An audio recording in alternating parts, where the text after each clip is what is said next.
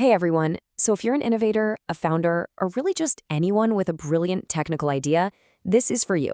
We're going to build your patent toolkit piece by piece so you know exactly how to protect your work.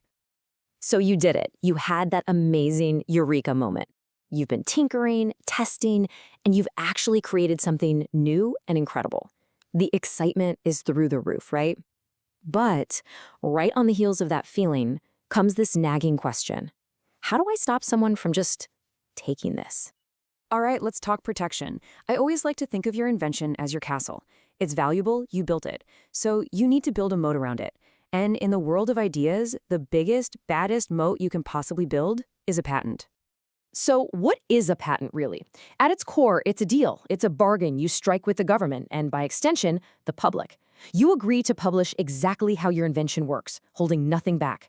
In return for that transparency, you get a temporary monopoly, the exclusive right to stop anyone else from making, using, or selling your idea for about 20 years. And this is a super important distinction to get right. Patents are for concrete technical things. They're about the how. They protect the actual methods, the systems, the devices, the processes. What they don't protect are just abstract ideas. Wouldn't it be cool if? Or a business plan that doesn't have a real technical invention at its heart. And remember that bargain we just talked about? Once your patent application is published, your secret is out. Secrecy and patents don't mix. Now, you don't just get a patent for asking. To get that powerful protection, your invention has to pass a pretty tough three-part test. Think of these as 3 gates you absolutely have to get through before you can start digging that moat. First up is novelty. This one sounds simple, right? Your idea just has to be new. But what it really means is that a patent examiner has to be unable to find your exact invention described in a single document anywhere in the world. If they find one old patent, one academic paper, one anything that lays out the same thing, well, you failed the novelty test. Game over for that gate. The next gate is the inventive step, or what a lot of people call non-obviousness. This one is trickier. It's not enough for your idea to just be new. It also can't be an obvious next step. The examiner basically asks, if I took a regular engineer in this field and showed them everything that already exists, would your invention be an obvious solution to them?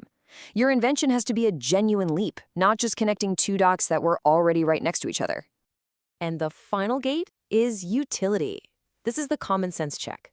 Your invention has to, well, work. It needs to have a real-world purpose and be actually useful. You can't patent a time machine or a perpetual motion device because, they violate the laws of physics. It just has to do something practical. So how do you even begin to figure out if your idea can pass those first 2 tests, novelty and non-obviousness? Well, you've got to become a detective. You need to go on what's called a prior art hunt. This is all about finding any and all public evidence that's related to your invention that existed before you came along. So, how do you search efficiently? You start broad. Brainstorm every possible keyword and synonym for your idea. Then you start to narrow it down with constraints, like the specific technical field or system architecture. But here's the real pro move: citation chasing.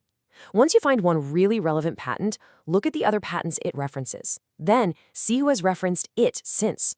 You'll build this incredible web of related work super fast. And please remember that prior art is not just other patents. You have to look everywhere. The big patent databases are the obvious starting point, sure. But academic papers, product manuals, technical blog posts from 5 years ago, industry standards, any of it can be considered prior art that could potentially block your patent. Okay, your detective work paid off, and you found a few patents that look, a little too close for comfort.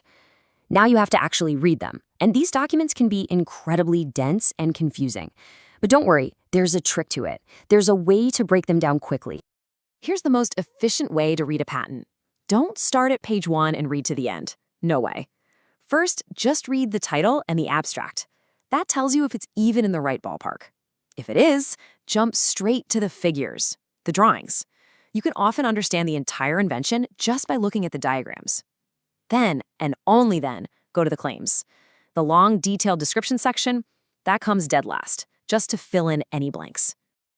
If you take just one single thing away from this whole explainer, let it be this: the claims are everything. The claims define the legal property lines of the invention. The rest of the patent is just there to explain and support them. But the claims are what the patent owner actually owns. That's what you're comparing your idea against. All right, you've done your hunt, you've read the prior art, you've looked at the claims, and you're feeling pretty good. You think your idea is patentable. So let's quickly run through the filing process and, more importantly, some critical mistakes to avoid.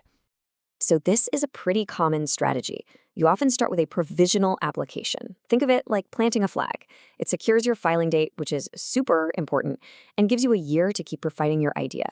After that, you might file a PCT, or an international application, which acts as a placeholder to keep your options open in lots of different countries, before you have to start paying the big bucks to file in each individual country you want protection in. Finally, let's talk about the landmines. 4 huge mistakes that can absolutely sink your idea. Number 1, only reading the abstracts. We just talked about this. You have to read the claims. Number 2, confusing a patent publication with an issued patent. Just because it's published doesn't mean it was granted. It could have been rejected. 3, talking too much about your invention publicly before you file. Be so careful. And 4, thinking that because you published a research paper, you're in the clear. Nope, you could still be infringing on someone else's patent. So there you have it, a foundational toolkit for getting a handle on protecting your invention. We've talked about what a patent is, the tests it has to pass, how to do your detective work, and how to avoid major pitfalls. The only question left is, now that you have the tools, what's your next move to build that moat?